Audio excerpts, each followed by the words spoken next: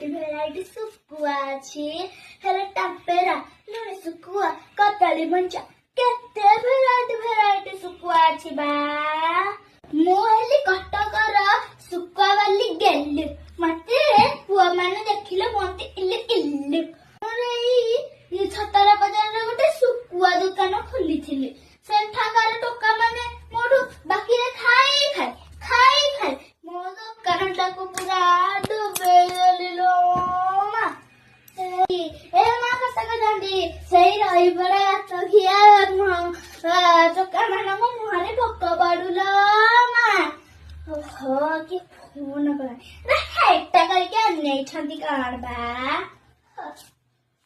ହାଲୁ ହାଲୁ ହଁ କଣ କହିଲେ? 500 ଲୋକଙ୍କ ପାଇଁ ଶୁଖୁଆ। ହଉ କାଲି ଯାଇକି ତମ ଦୁଆର ମୁହଁରେ ଶୁଖୁଆ ପୁରା ଥୋଇ ଦେଇ ଆସିବି ବା। ହଉ ମୋ ପାଖକୁ ଆସୁଛନ୍ତି ବଡ ବଡ ସେଲିବ୍ରିଟି ମାନେ ଶୁଖୁଆ ଖାଇବାକୁ। ଆପଣ ମାନେ କେମିତି ଆସିବେନି ଯେ? ଆମର ଏଇ ଯୋଉ ଦୀପକ ସାରେ ସିଏ ମୋଠୁ 3000 ଟଙ୍କାର ଶୁଖୁଆ ଅର୍ଡର ଦେଇଥିଲେ। ଆପଣ ଶୁଖୁଆ ଯଦି ଖାଇବେ ବୋଲି ମୁଁ ପୁରା ଦବେଇ ଦେବେ ଆଉ।